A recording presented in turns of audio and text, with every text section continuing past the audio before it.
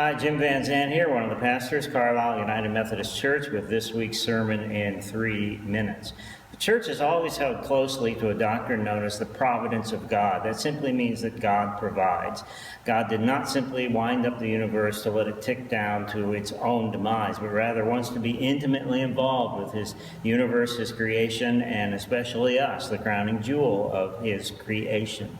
That has caused some to logically then ask, what's the purpose of prayer? We were told to pray. Why pray? Is it because we need to awaken God, is what John Calvin said, but John quickly then said, no, it's not that God needs our prayers, it's that somehow we need our prayers.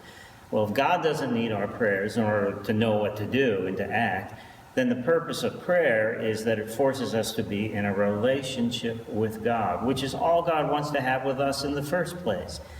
All of this is motivated by God's love, Jesus tells us. He is love, and indeed wants to be involved with us because of that love. And he wants to be in a positive relationship with us. God wants the same thing any parent wants with his or her children, a positive relationship. One of the prayers that we're to lift up are prayers for other people. The church has called that intercessory prayer. Jesus prayed for the lost. Jesus prayed for the church. Those were the two biggest things he prayed for. And we're to pray for the church. And indeed, this past week I directed our church to be in prayer for our church and our future and all that God wants us to do and to be. But intercessory prayer are those prayers we lift up on behalf of the needs of other people. And when you think about it, intercessory prayer then forces us to be in a positive relationship with each other. Because when you are part of an intercessory prayer group, when you pray as intercessor prayers for other people, you can't help but become more loving, more kind, more giving, more generous, more forgiving. In fact, you're being changed into the very character and nature of God.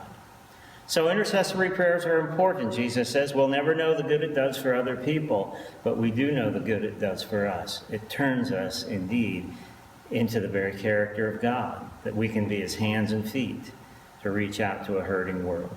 Be an intercessor this week. That's the sermon in 3 minutes.